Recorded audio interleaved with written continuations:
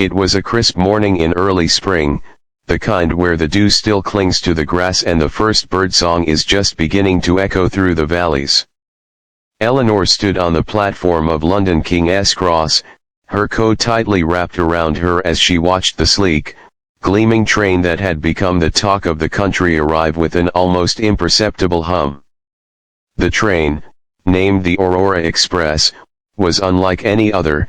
It promised speed, luxury, and a journey that would redefine the very notion of travel across the United Kingdom. From the moment she laid eyes on it, Eleanor knew this wasn't just a train ride, it was an experience that would stay with her forever. The carriages, painted in a subtle gradient of midnight blue fading into silver, reflected the early morning sun in a way that made them seem almost ethereal. She had seen pictures, yes, and read reviews, yet nothing could prepare her for the tangible elegance that stood before her now.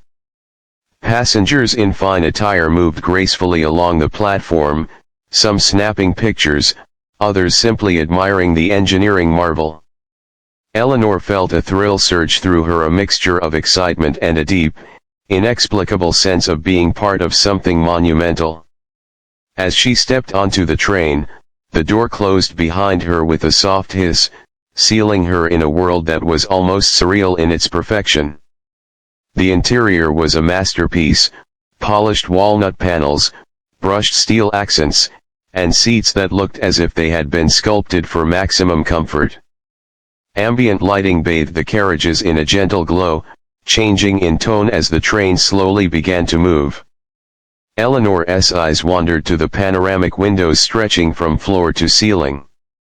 Beyond them, the sprawling city began to blur, replaced gradually by rolling countryside, punctuated by clusters of villages, forests, and rivers catching the morning light.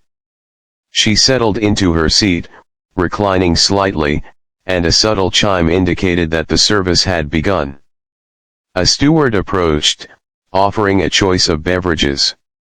Eleanor accepted a freshly brewed Darjeeling tea, its aroma mingling with the faint scent of polished wood and leather that permeated the carriage.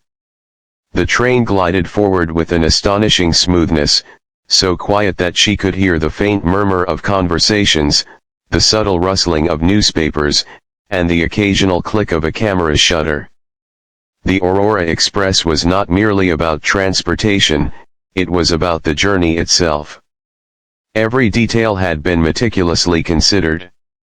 Passengers could choose from several themed carriages, one dedicated to culinary excellence with chefs preparing dishes to order, another to literary pursuits with a library of rare books, yet another to immersive entertainment featuring live performances and virtual reality experiences. Eleanor had opted for the observation carriage, which promised uninterrupted views of the landscapes the train would traverse. Hours seemed to stretch without the weight of time pressing down, as the scenery outside shifted seamlessly. The train had already covered a significant distance, yet Eleanor felt no fatigue. It was as if the carriage had been engineered not only for comfort but for an almost meditative state, where every passing mile was a revelation. Small details captivated her, the way sunlight refracted through the window glass at certain angles, the subtle pattern of the leather seats, the faint hum of the engine beneath the carriage floor. She found herself leaning closer to the window, eager to absorb every fragment of the countryside unfolding like a living painting. As they entered the Cotswolds, the landscape transformed into a patchwork of gentle hills, lush meadows, and honey-colored stone cottages. Sheep grazed lazily, oblivious to the train gliding past, and narrow lanes wound through villages whose history seemed etched into every brick and cobblestone. Eleanor noticed an elderly man tending a garden, pausing to wave at the train with a smile that seemed almost timeless. It was in these moments, fleeting yet poignant, that the Aurora Express proved it was more than a feat of engineering. It was a conduit to experiences that connected the passengers to the country in a way that driving or flying could never achieve.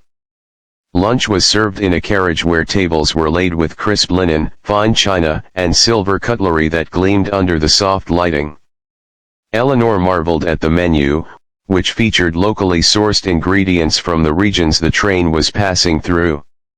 She chose a delicate smoked salmon with dill and a side of seasonal vegetables, paired with a glass of sparkling English cider. The meal was exquisite, not merely in taste but in the story it told, every bite a celebration of craftsmanship, locality, and tradition. The service was impeccable, with attendants anticipating every need without ever intruding, creating an atmosphere of effortless sophistication. Conversations around her flowed freely, passengers sharing impressions, discussing upcoming destinations, or simply basking in the quiet majesty of the journey. Eleanor felt a sense of camaraderie that was rare on modern travel, a shared recognition that they were all experiencing something extraordinary. As the train passed through the Peak District, cliffs and valleys carved by centuries of nature's hands unfolded like scenes from a painting. Eleanor drew in a deep breath, feeling the crisp air almost as if it had permeated the glass of her window. Photography was tempting, yet she found herself wanting to memorize every detail with her mind rather than her camera. The Aurora Express had been designed with technology that harmonized with the natural environment. Noise cancellation systems ensured that outside distractions were minimal, while the engine's efficiency allowed for speeds that were breathtaking yet smooth, reducing vibrations to nearly imperceptible levels. Eleanor marveled at how the designers had balanced the thrill of velocity with serenity, allowing passengers to feel both exhilarated and completely at ease. By mid-afternoon, the train entered the Lake District, where mist clung to the mountains and reflected off the still waters of hidden lakes.